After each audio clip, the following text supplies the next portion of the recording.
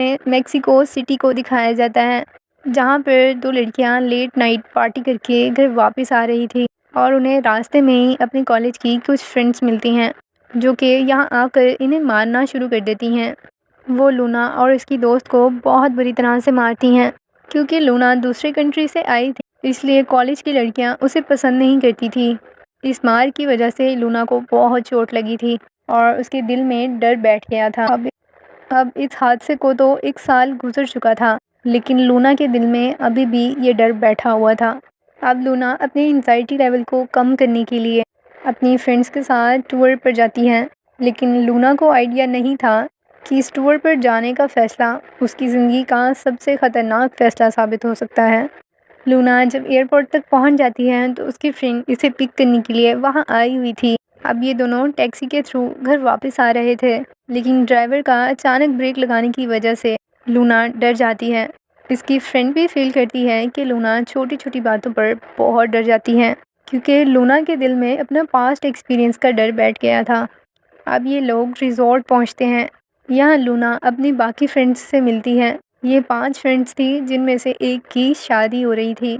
Luna उसके लिए बहुत खुश थी और ये लोग खूब इंजॉय करते हैं।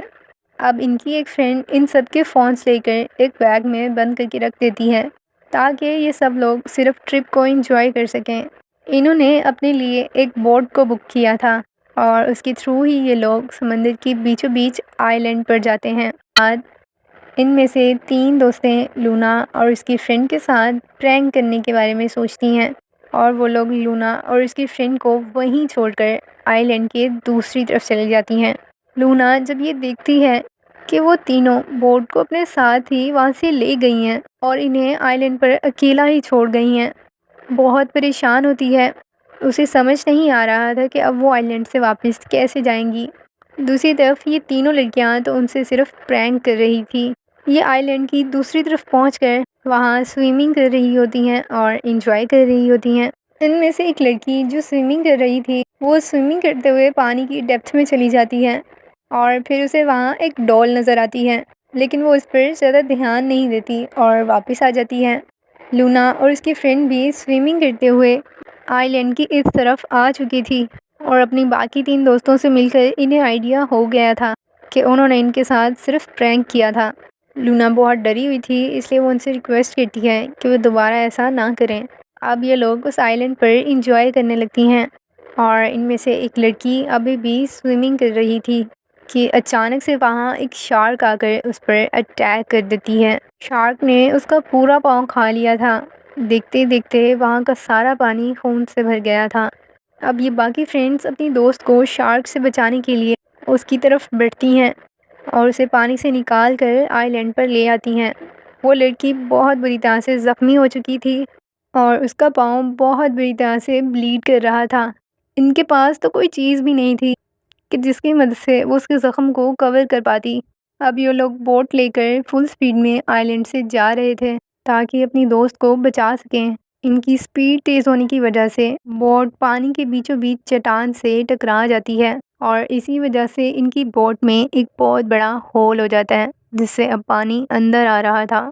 अब ये लोग पानी को बाहर निकालने की कोशिश कर रहे थे। लूना भी बहुत कोशिश करती है, लेकिन वो उस होल को नहीं कवर कर पाती। इनकी फ्रेंड की भी हालत बहुत ख़राब हो रही थी। मुसलसल ब्लीडिंग की वजह से सारा खून समंदर में ही जा रहा था और क्योंकि ब्लड की स्मेल से शार्क्स अट्रैक्ट होती हैं, इसीलिए इन्हें ये भी डर था कि अब शार्क्स वहाँ आकर इन पर अटैक कर सकती हैं। ये लोग अपना फ़ोन निकाल कर नेटवर्क चेक कोशिश करती हैं कि अपनी मदद के लिए वहाँ किसी को बुला सकें, लेकिन इनका बैड लक तो ये था कि फ़ोन में नेटवर्क ही नहीं था और इनके पास सिर्फ एक ही लाइफ जैकेट थी, जिसे ये लोग उस ज़ख्मी लड़की को पहना देते हैं। फ़ोन में नेटवर्क आ जाए इसके लिए ये बहुत ट्राई कर रही होती हैं, लेकिन बहुत कोशिशें करने के बावजूद भी इनको नेटवर्क नहीं मिलता। बहुत ज़्यादा खून बह जाने की वजह से भी अब उस लड़की की डेथ हो जाती है। पानी में हर तरफ फैले हुए ब्लड की वजह से अब शार्क्स भी इन तक पहुंच चुकी थी और जहां पर इन्होंने अपनी डेड फ्रेंड की लाश को छोड़ा था, शार्क इनके सामने ही इनकी फ्रेंड की बॉडी को खा जाती है। ये सब कुछ ये अपनी आंखों के सामने होता हुआ देखकर बहुत डर गई थी अब इनके पास वहाँ से निकलने का कोई रास्ता नहीं था। इसलिए लूना अब प्लान करती है कि इनमें से एक लड़की जो अच्छी स्विमर थी, उसे ये लोग यहाँ से बाहर भेजेंगे ताकि वो यहाँ से जाकर इनके लिए मदद ला सकें। लूना की बात सुनकर वो लड़की भी एग्री हो जाती है। स्विमिंग कर कर वहाँ से जाना सेफ़ तो नहीं था, क्योंकि पानी में तो बहुत सी शार्क थी, लेकिन इनके पास कोई और रास्ता ना होने की वजह से इन्हें ये करना ही था। लूना को एक उम्मीद थी कि ये लड़की इनके लिए हेल्प लेकर वापस ज़रूर आएगी। अब ये तीनों लड़कियां पानी में ही तैर रही थी और फिर कुछ ही देर के बाद शार्क इन पर दोबारा हमले करने के लिए वापस आ जाती हैं। वो इनकी एक साथी पर अटैक करके उसे ज़ख्मी कर देती है। लूना की ये फ्रेंड डिसाइड करती है कि वो शार्क से हार नहीं मानेगी, बल्कि वो इसका मुकाबला करके इसे मार डालेगी। इसीलिए जब शार्क दोबारा इस पर अटैक करने के लिए वहाँ आती है तो लूना की फ्रेंड उसे अपने चाकू से मारती है, लेकिन इसका उस शार्क पर कोई असर नहीं होता और शार्क देखते ही देखते उनकी इस तीसरी फ्रेंड को भी खा जाती है। अब लूना और उसकी एक फ्रेंड ही जिंदा बचे थे।